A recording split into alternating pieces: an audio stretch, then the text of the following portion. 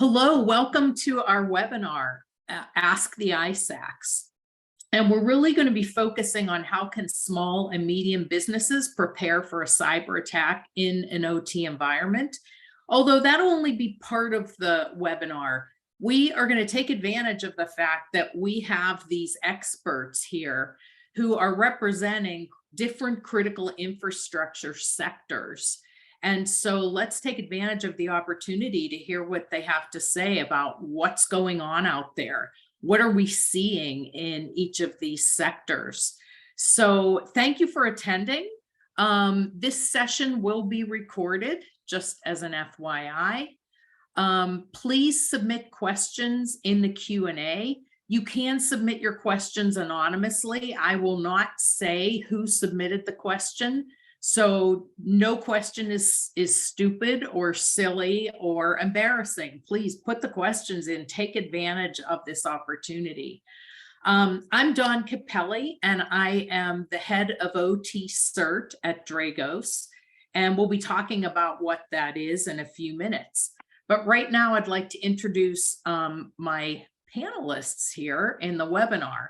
So let's just go in order that they are right here on the slide. Let's start with Tim Chase from the Manufacturing ISAC. Hi, as Don just said, my name is Tim Chase, and I'm the director of Manufacturing ISAC. It's a part of the Global Resilience Federation.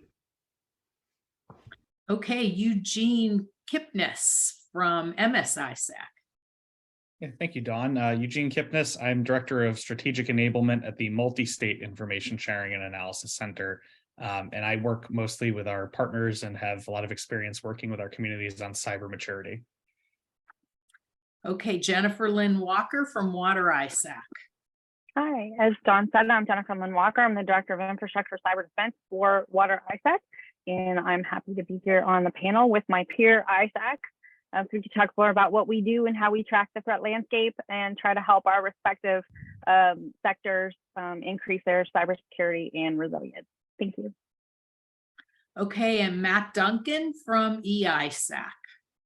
Hey, thanks, Don, and good morning, everyone. You know, when you said panel of experts, I'm not sure I would consider myself an expert, but I certainly work with a lot of them for the Electricity Information Sharing and Analysis Center. Matt Duncan, I'm the Director of Intelligence. I oversee our CRIS program, the Cyber Threat Intelligence Team, and our Partner Intelligence Coordination function inside the EISAC, which serves roughly 1,500 utilities in the US and Canada. Looking forward to the conversation. Yeah, I know everyone in this webinar, everyone on this panel is very passionate about helping to protect critical infrastructure. And so I'm just really excited to have all of you here. I'd just like to start, let's just jump right in and talk about what are the big challenges that your members are facing and how have you helped your members of your ISACs to respond? And let's go to you first, Eugene. Thank you, Dawn. So first I'll talk about a couple of the key threats that I just will quickly highlight. When we look at our community, the multi-state ISAC actually serves state, local, tribal, and territorial governments in the US. That's everything from, states like state of New York, obviously, to our territories like the Mariana Islands, and DC and other regions and governments. We also work with really small organizations. Actually, they make up the bulk of our membership. We're talking about small towns, county clerks and recorders who have a role in elections infrastructure too, which we're also the home of the elections infrastructure ISAC. So we work with all of those offices as well through that initiative and that ISAC structure. But we've got everything from your mosquito control districts in Florida to your local public utilities, including municipal water and municipal power. It's where we've got some overlap and work and partner with our other ISACs a lot with those communities. And I would say that just to hone in on two key threats that we're seeing, ransomware continues to be crippling for small organizations. It doesn't just affect always the ability to conduct business efficiently. It's affecting the ability to deliver critical services to their constituents. We're seeing it across local small municipal organizations, like I mentioned. We're seeing it in the K-12 space for educational organizations, like school years aren't starting on time in some cases, even just an hour away from where I live due to ransomware attacks. And we're also seeing a lot of business email compromise. It's extremely lucrative. It's getting people are no longer just firing and forgetting basic emails. Sometimes there's some really intensive targeting based on sector that's going on that can be pretty effective and very unfortunate. And the reason for that is often organizations aren't well positioned with the effective business controls in place to manage these things. So we look at the cyber controls and we look at the business process controls from those two angles for how organizations can build the resilience and their strength against these two threats. We're seeing organizations, like I said, when it comes to like the business email compromise aspect of things, some organizations are losing substantial portions of their funds due to fraudulent funds transfers and such. It's a major issue for our small governments, school districts, local municipal utilities, et cetera. And I do want to say, I should have said this up front and forgot to, we're a little bit more on that IT side of things. So we're going to cover a lot more of the business network aspects and the business process aspects of organizations. We don't have that operational technology laser focus and expertise like the other SMEs here on the call have.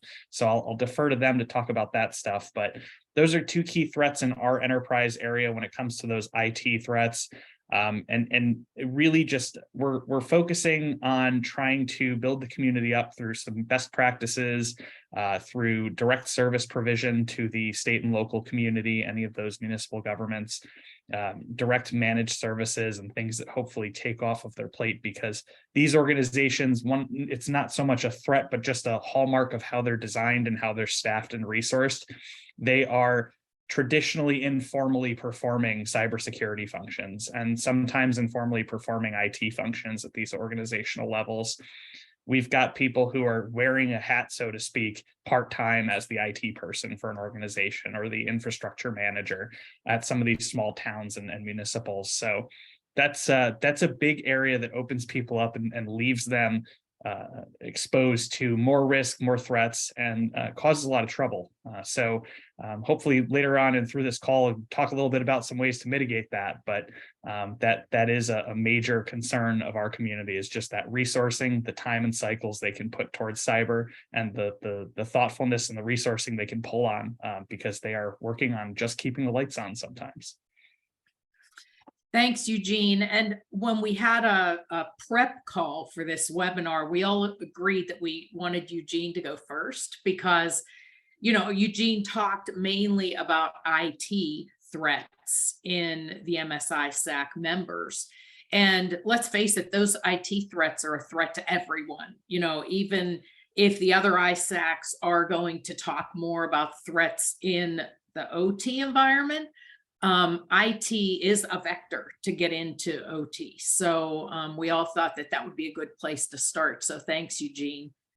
And now we're going to go to Matt and hear about the electric sector and what kind of threats you're seeing and how you're helping your members.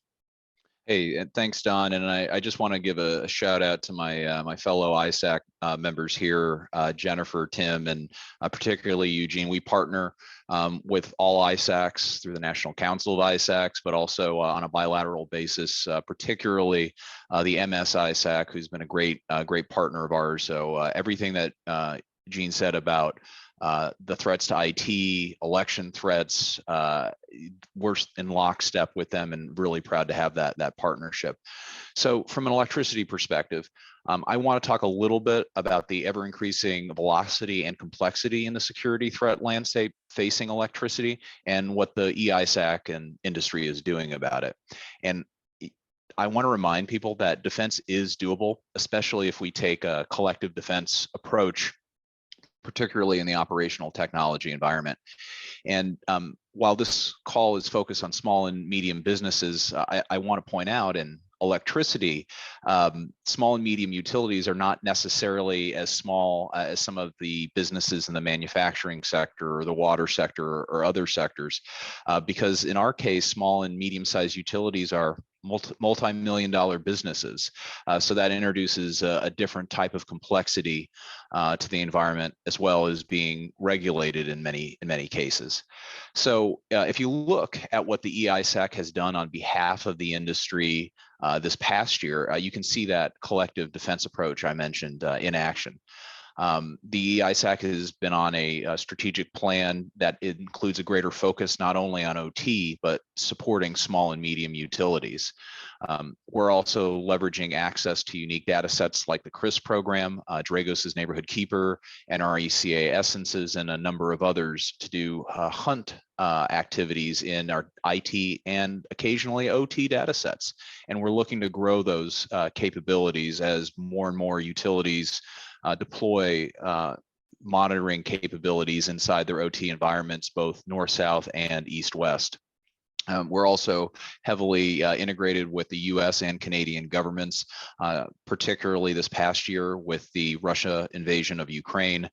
We promoted the CISA Shields Up guidance to our members, but also created our own OT specific Shields Up guidance for electricity entities, providing some methods and practices to increase OT cybersecurity. And of course, that was all available for free on the ISAC portal, which brings me to our membership.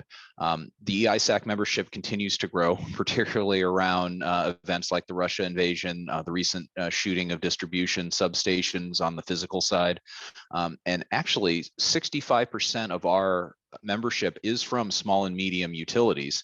And many of those utilities are paying no additional cost beyond their standard NERC assessment to join the EISAC. So we have the benefit in that our program is free to many and doesn't cost any extra to the utilities. And I think that has helped grow our membership and our collective defense community, including with the natural gas subsector, the renewable power generation sector, as well as a vendor program that we recently started to counter the supply chain threat, which brings me to the threats we're seeing.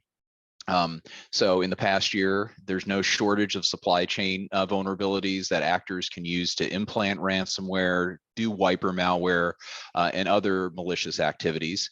And supply chain threats, particularly from managed service provider compromises, does present a very real and long-term threat and will remain a feature of our threat landscape.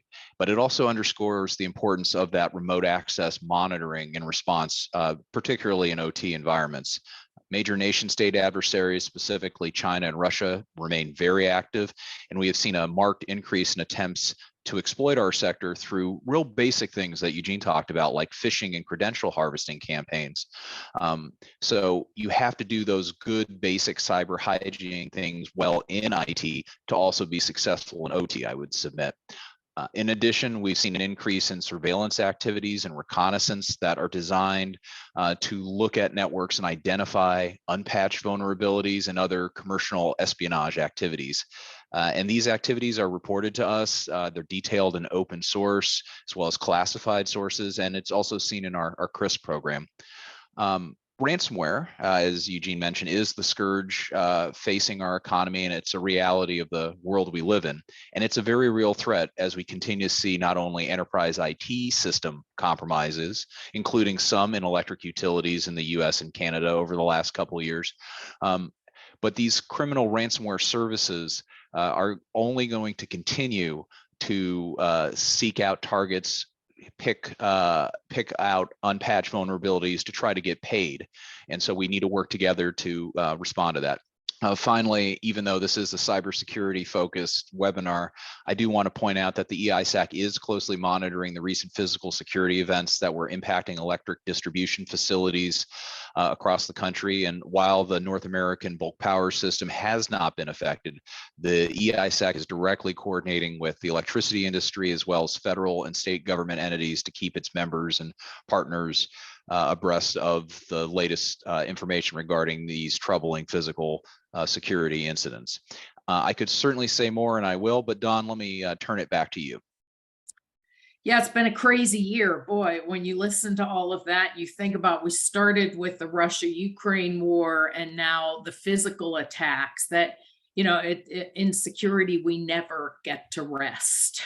Yeah, unfortunately, for many decades, we were essentially protected by our oceans, but now the grid is really part of the geopolitical battlefield, whether it's nation state actors looking to influence political decision making by US government or NATO governments, or even ransomware criminals or other groups trying to get paid. We really need to step up our game and work together to counter threats that were not there a generation ago. Right. So how about you, Jennifer? How about water and wastewater?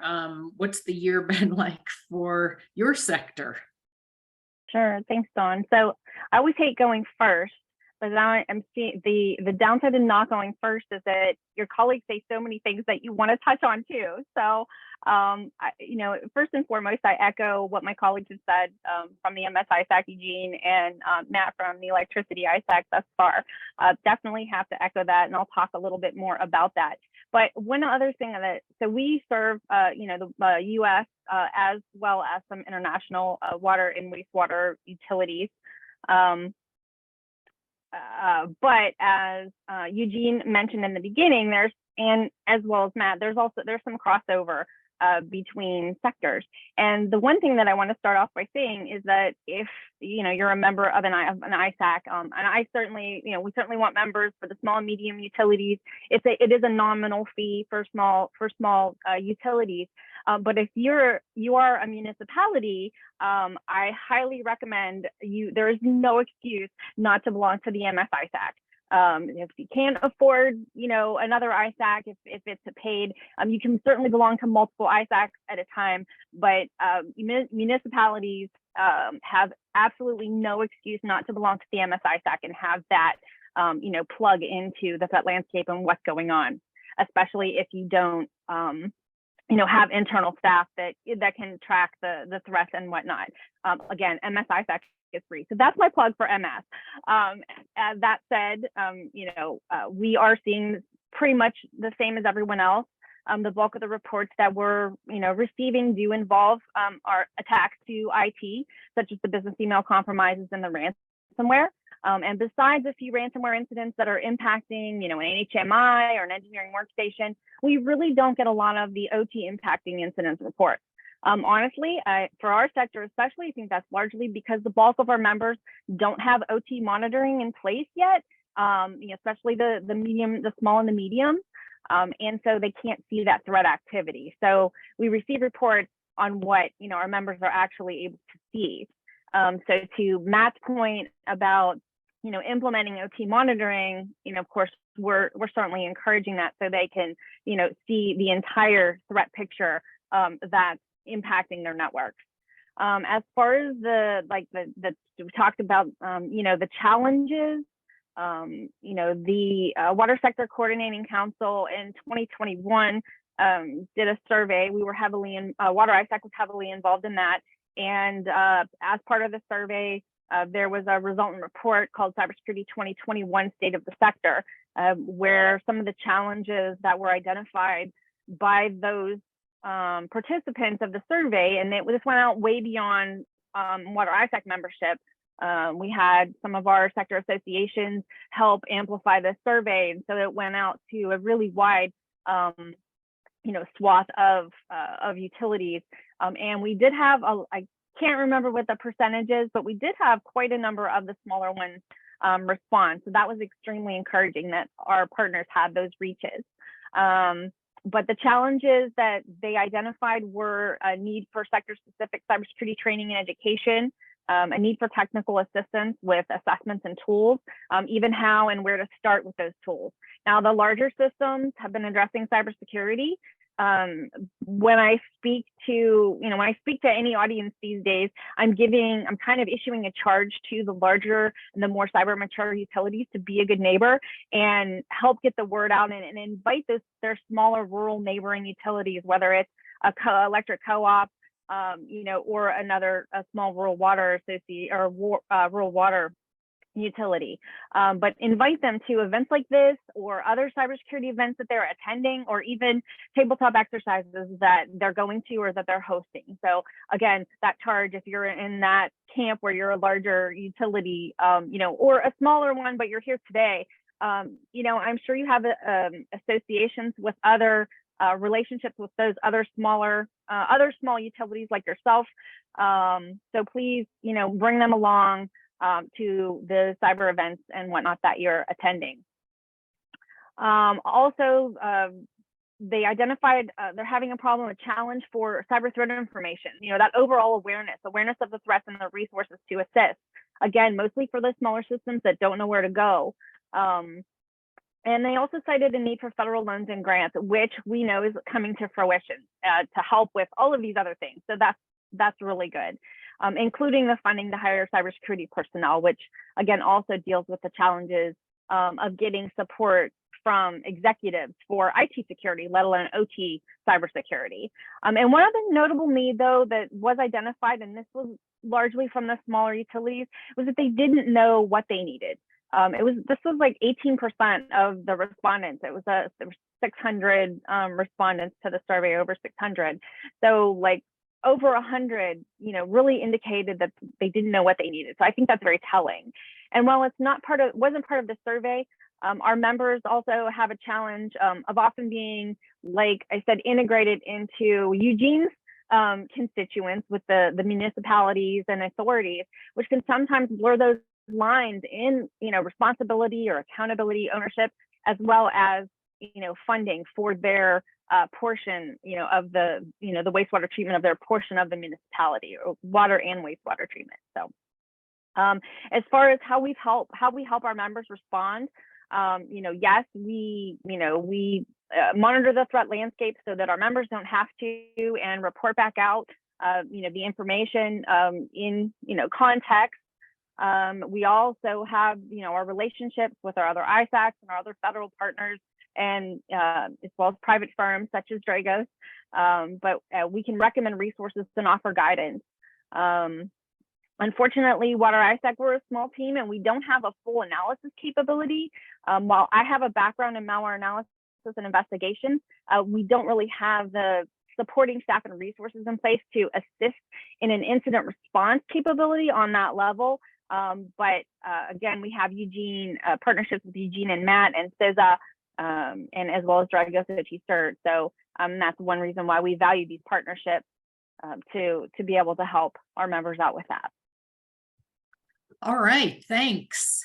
Okay, now over to Tim. So Tim, manufacturing is kind of different, at least in my mind. You think power, water, Right. you think more about like nation state threats, at least in my mind. Although we heard from everyone before you that ransomware is an issue for everyone. But Absolutely. how about manufacturing? I think of that a little differently. Yeah, so I think that you made a really good point, which is, and we'll just kind of start off as a level set, is that all the other sectors that have spoken so far are truly industry verticals, right? Manufacturing is not actually an industry vertical so much as it is an industry horizontal. It's a modality that supports every industry, right?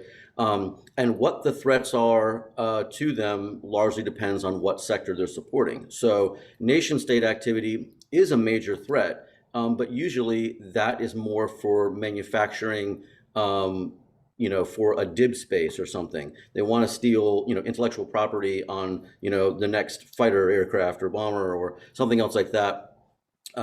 We saw a lot of nation state activity around the biopharma community as we moved into COVID, trying to steal intellectual property related to vaccines that were being developed, right? But there's many different other sectors, and I would say overall, most of the manufacturing is not in that DIB space in the US.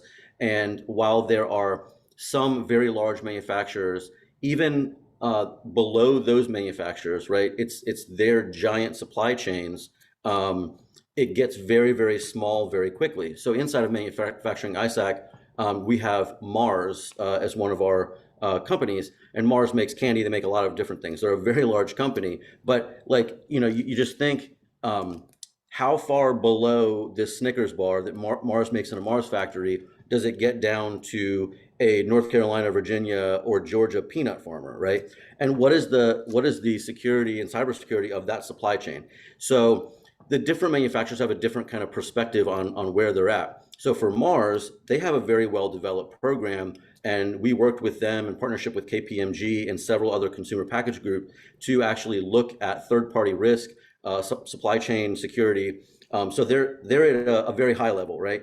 But then most manufacturing, trying to support them is really about cyber hygiene and helping them understand, as Jennifer was talking about, they want to know what they should do, right? And how they rack and stack and prioritize some of those things. And so, you know, how we're helping and who we're helping is sort of where they're at in that security maturity model, which is largely dependent on sort of the size of the organization. Occasionally, though, the size of the organization does not necessarily correlate very well to how mature they are. They can sometimes get fairly large and still not really mature that much. But on the ransomware has been a really negative scourge. I think Matt used the word scourge, and it is. But the only positive thing about it is that for manufacturing for many, many years really wasn't focused on cybersecurity. Ransomware is the first time that, you know, and one of the activities that was really kind of getting the manufacturers' attention, because there are a number of manufacturers that have just folded. They've had to go under just because of a ransomware incident. So it's helping to kind of get the message out there. And, you know, one of our messages to those manufacturers is, you know, cybersecurity is business security. Like, let's fold that into how you understand, because they're very safety conscious, right? They've got a safety culture, but not necessarily a cyber security. So kind of cyber safety and business risk. And so that's why, you know, partnerships with like OT-CERT and the like are important, because there's resources to help, you know, self-assess and, you know, do some tabletop exercises and the like. And so one of the ways that, you know, we're trying to help is, I want to answer Ben's question too about state and provincial entities. We're sort of, manufacturing ISAC is probably not the best way to do that, but in manufacturing, there are MEP networks, stands for Manufacturing Extension Partnerships.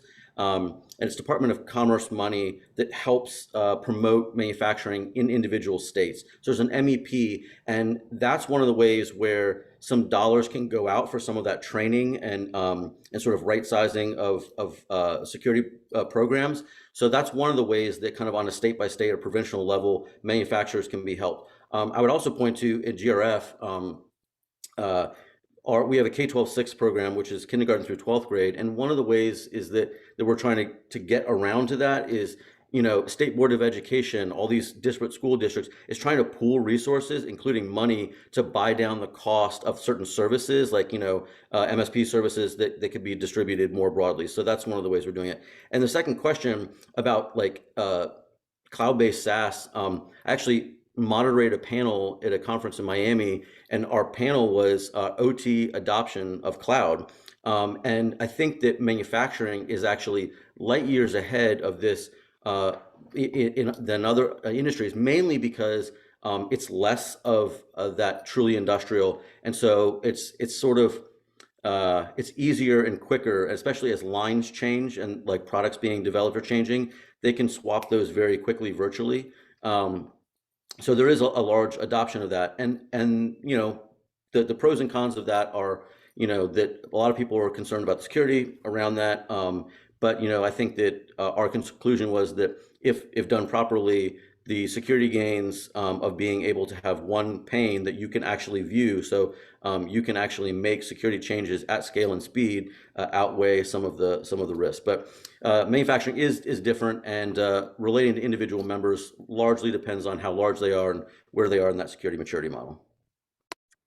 Okay, thanks, Tim. Now, so we've heard from each of the ISACs, and they all mention small and medium businesses. And so I'm going to take a few minutes now and talk about OT-CERT. This is what I retired as CISO of Rockwell Automation in February and came out of retirement 2 months later, because I recognize that the small and medium-sized businesses, particularly in OT, that's a huge gap in our ecosystem, our global ecosystem. There are, you know, we heard several people mention already, Like they don't know where to start, they don't know where to go, particularly for OT cybersecurity. So we started OT-CERT at Dragos, and the whole purpose of OT-CERT is to fill that gap. First, let's talk about ransomware. So we talked about ransomware in small and medium businesses. That's already been talked about several times, but here's some data to actually back up those statements. Last year in 2021, there were more than 4,000 confirmed ransomware incidents. 70% of those were aimed at organizations with less than 500 employees. So I think the big organizations have spent a lot of money. They're beefing up their security. They're becoming harder targets. And those cyber crime groups are realizing, you know what? Those small and medium businesses, they can't afford to pay as much ransom as the big companies, but they're a lot easier to hit. And so, yes, you are being targeted. In addition, there's a hacking group in North Korea that has ransomware called Holy Ghost, and they are specifically targeting small and medium businesses. And finally, there was a survey done of security people in small and medium businesses, and they recognize that they know they're at higher risk, but they don't know what to do about it.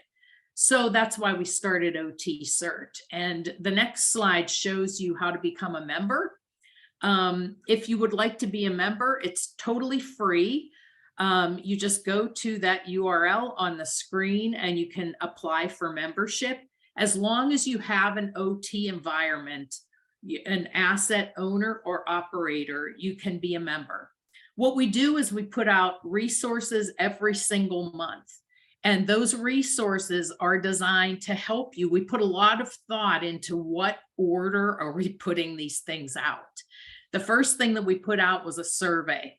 Very easy, simple self-assessment survey that will let you know, what are my gaps? Where am I okay? And where do I need to focus? And then every month we give you more resources to help you to address those gaps. So the first thing that we put out after the survey was an asset management toolkit.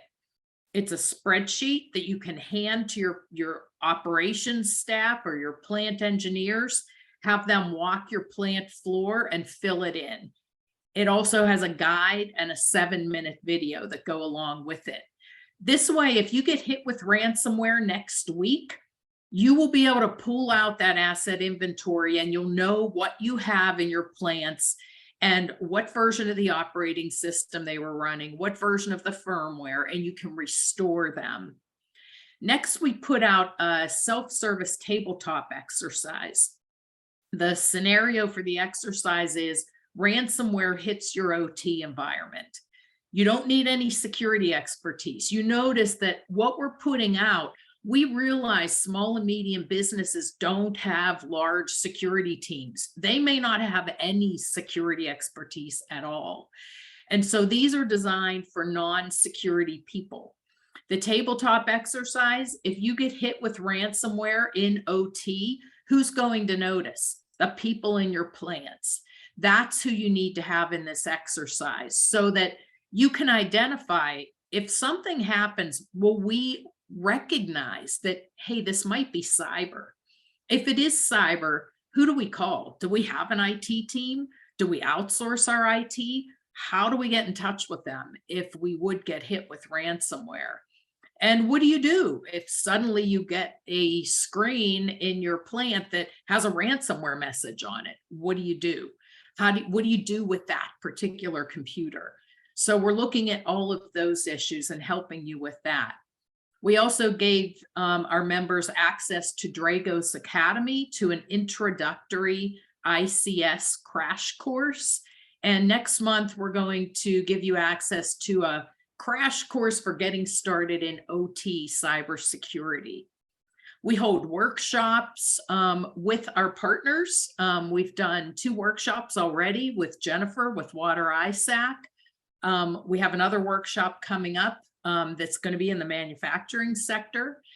And so we do these workshops because I know cybersecurity is scary to small and medium-sized businesses. It's intimidating. It sounds complicated, but we're making it easy. So by having workshops, and now we have what we call OT-CERT working sessions. In fact, we have one right after this webinar where it's just a Zoom meeting and our members can just join the meeting and we just talk.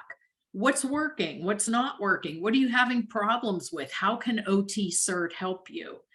And by the way, today we're actually putting out our December monthly resources, which consist of an incident response plan guide and template, which will help you to prepare. So if you do have an incident in OT, you'll know who to call. You'll know what equipment you have. You'll have all of the information handy. We have a worksheet and a guide. We also put out a monthly best practice blog based on the workshops we're holding, based on the best practices that we're identifying when we're working with the small and medium-sized businesses. So I encourage you, if you're a small or medium business and you have an OT environment, go to that URL and apply because we want to help.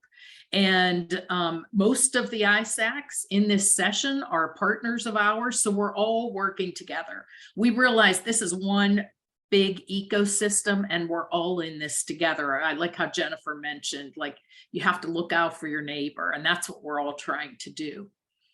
So with that, what I'd like to do is just kind of go through and ask a few of you, like, what is the status of OT cybersecurity in small and medium-sized businesses in your sectors?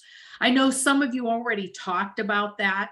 So I'll just kind of open it up for whoever has something new to add. But I guess really what I'm wondering is, are the SMBs thinking it's not going to happen to me? Why would it happen to me? Well, now we've seen by that data that, yeah, it really very well could happen to you. Or is it, yeah, I know it could happen to me, but I just don't know what to do about it. I don't have the people, I don't have the money, and so I'm just hoping for the best. So anyone have anything you'd like to add? And by the way, we already have 7 questions. I think Tim answered 2 of them. But please keep the questions coming because we're almost at the Q&A portion. So Don, I do have to say, since this is a cybersecurity webinar, I'm having to flip between acronyms when you say small, medium businesses, SMB, and secure message block, which is a very popular method to conduct cyber attacks. So, you know, I think the electricity industry is pretty uniquely positioned to take the threat of cybersecurity seriously.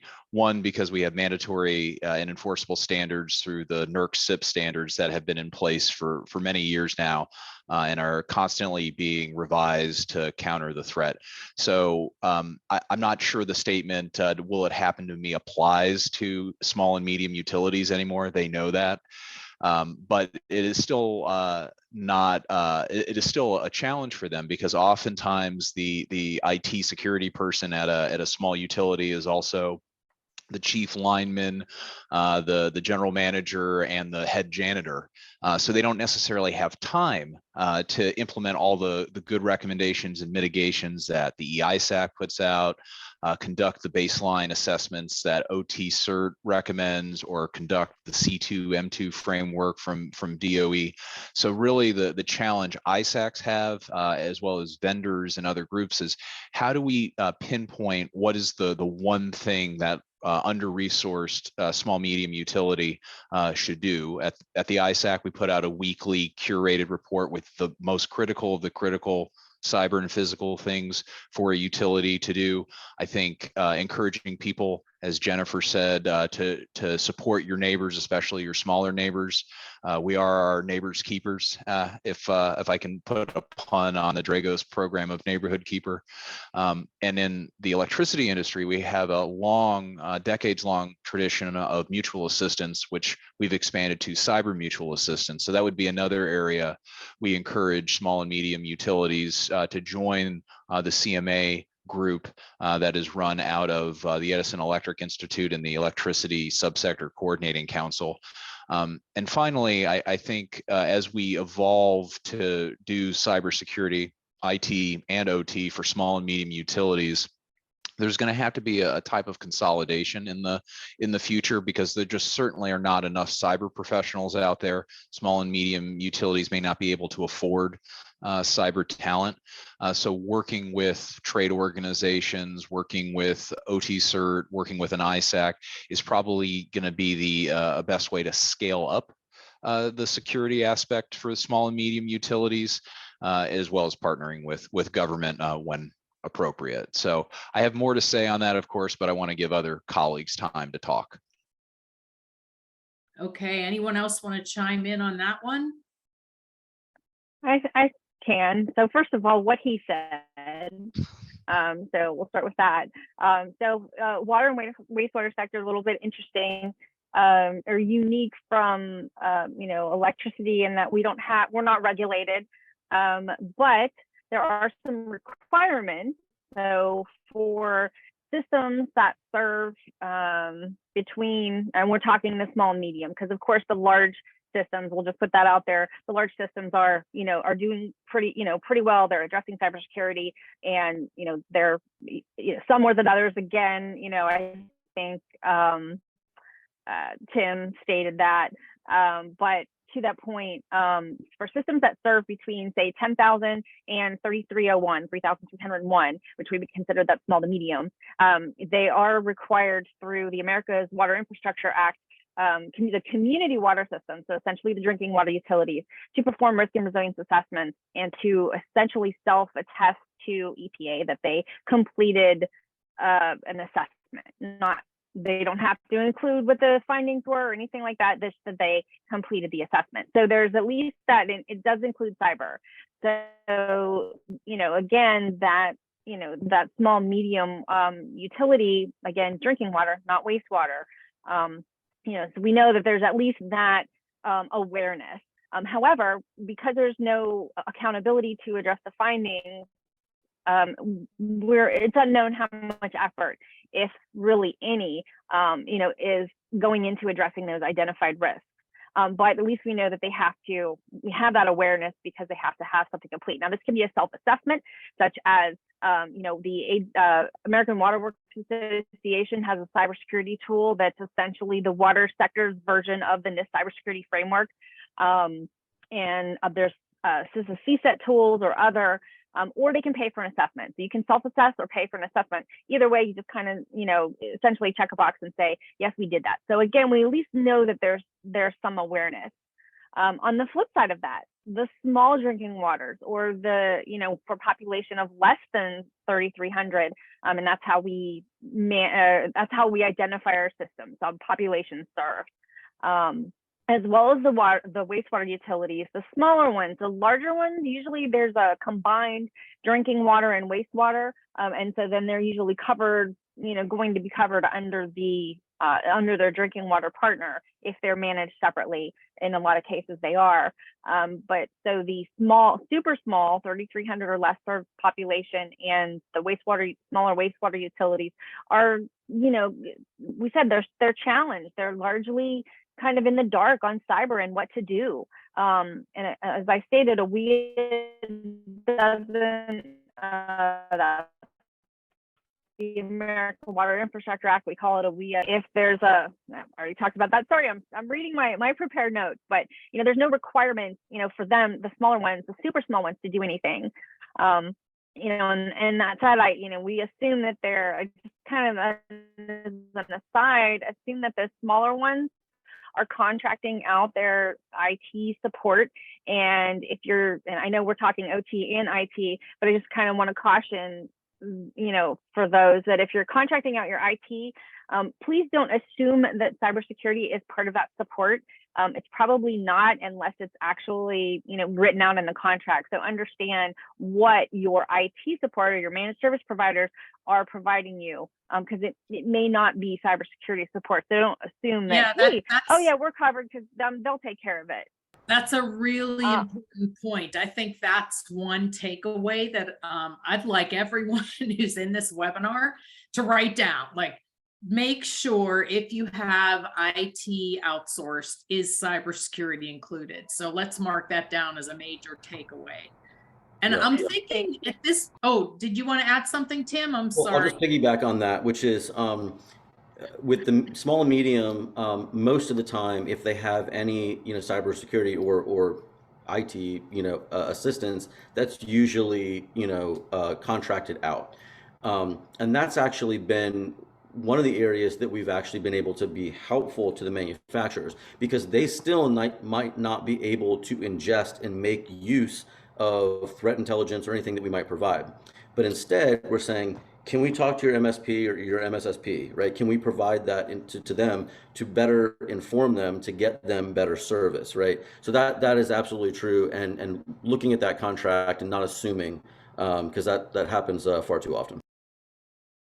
Yeah, and I'd mentioned those OT-CERT working sessions that we have, and we gather tips and tricks from members. And one of the tips and tricks that someone offered up was some of this stuff that's coming out from OT-CERT, one thing in particular, which is the only thing that requires some IT technical support on, is the collection management framework for your logs.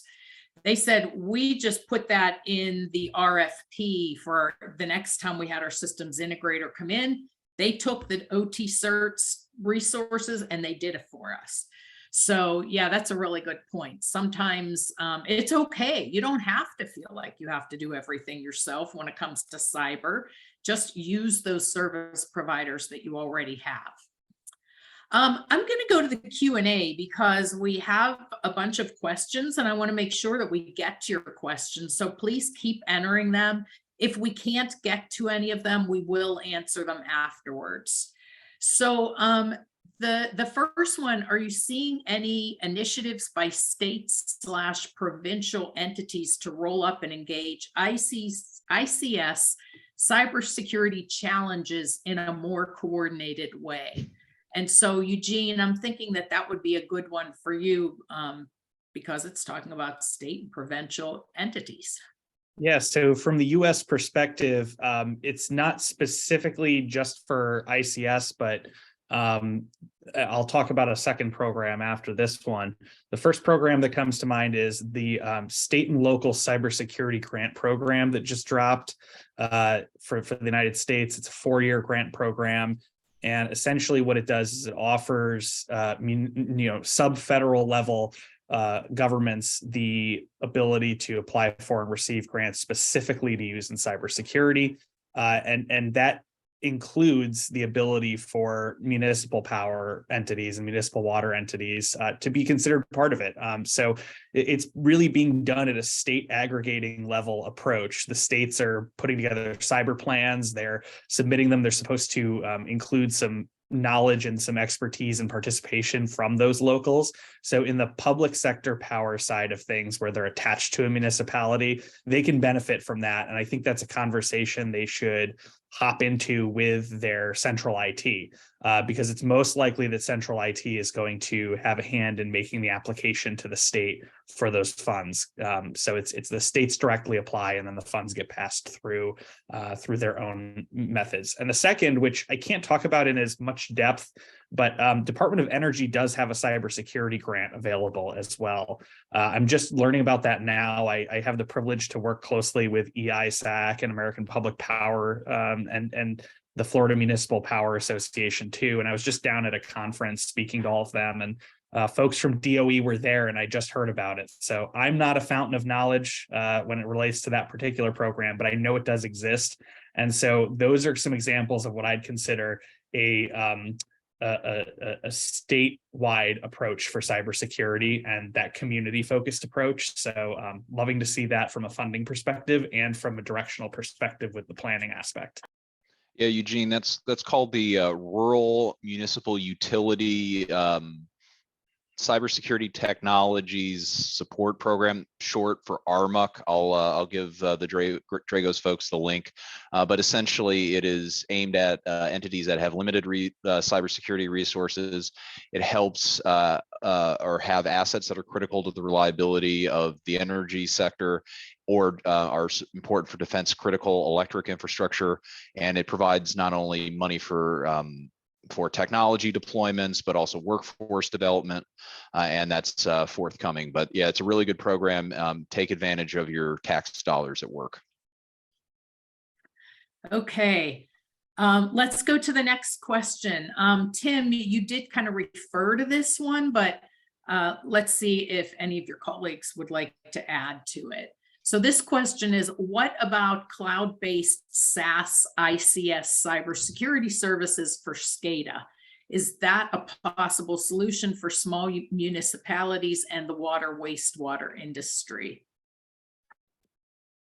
I can jump in there to kind of capitalize on, what Eugene mentioned, or Matt, I can't remember who mentioned. No, I'm so sorry. The guy with the beard.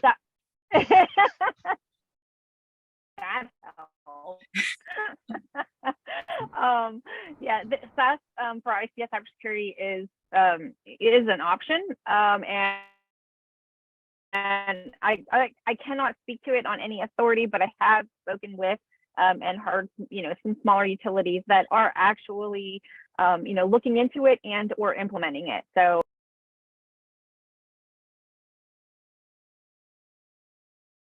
okay, Jennifer, you're cutting out here and there, but I think you finished because you went on mute.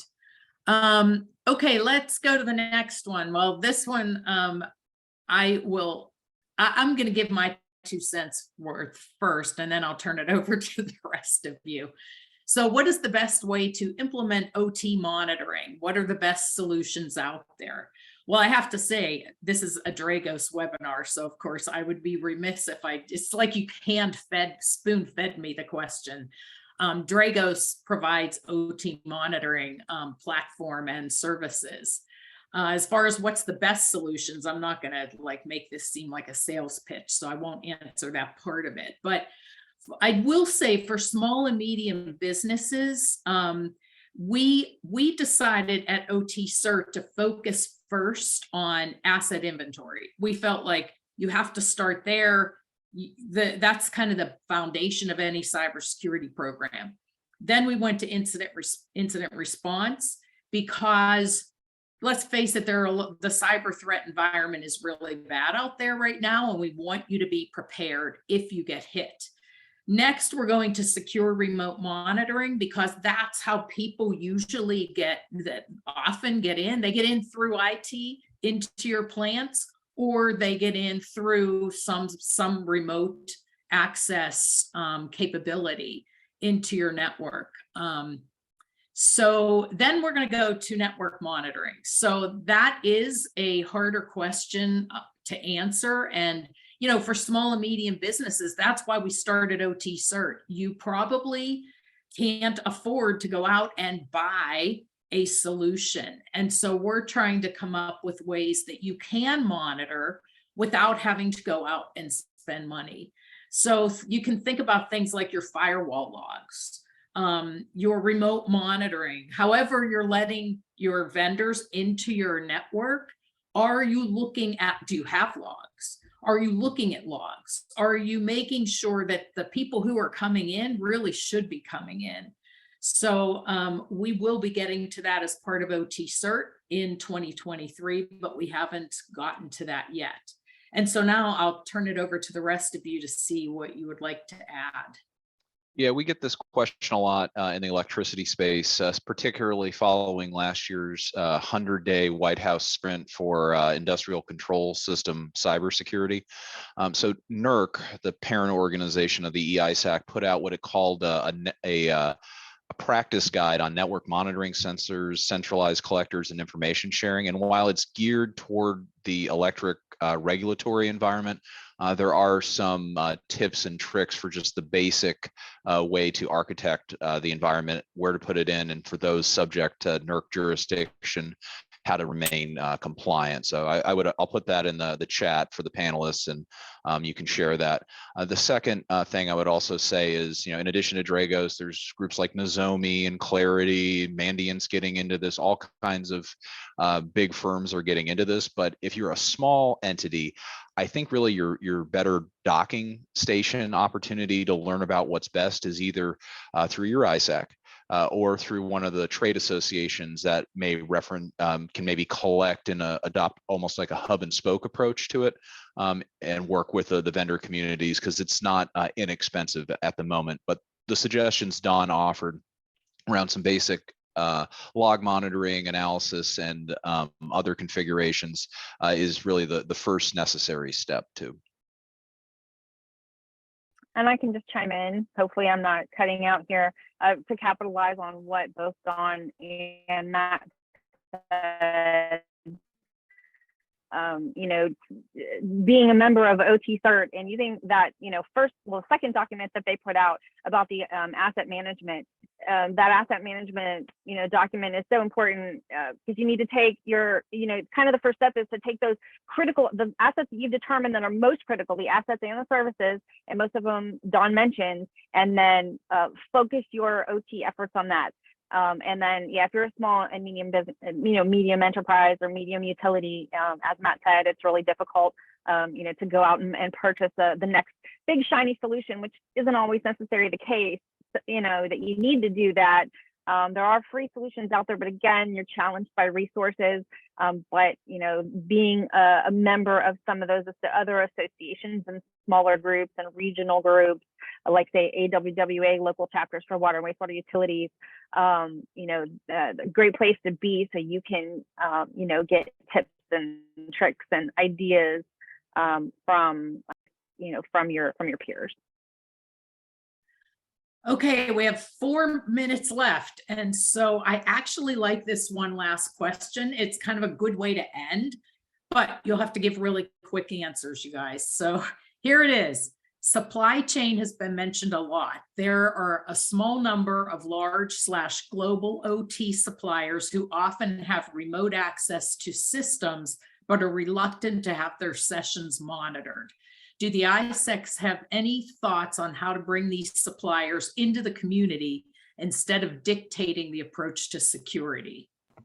And on the flip side, do the ISECs have a view on SMB suppliers who are critical to the operation of critical infrastructures, and how weaknesses in cybersecurity could deliver impacts across wider/connected infrastructures?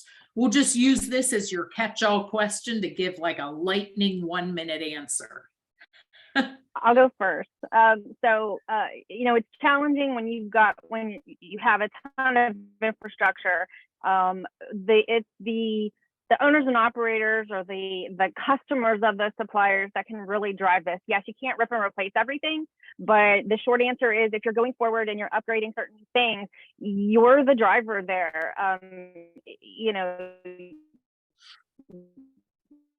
You can't say, "Oh, I'm not a customer anymore," and then along with your vendor risk management program. But you can certainly, going forward, say, well, if you're not going to implement security, or you're not going to, partner with me on this or cooperate with me on this, then we're going to go elsewhere. And so that's my recommendation from that perspective. Again, you can't do it with old stuff, but you can certainly do it going forward as you're looking to upgrade and update infrastructure. Okay, who wants to go next? We have 2 minutes. All right, I'll hit 3 quick points. First, defense is doable if we work together.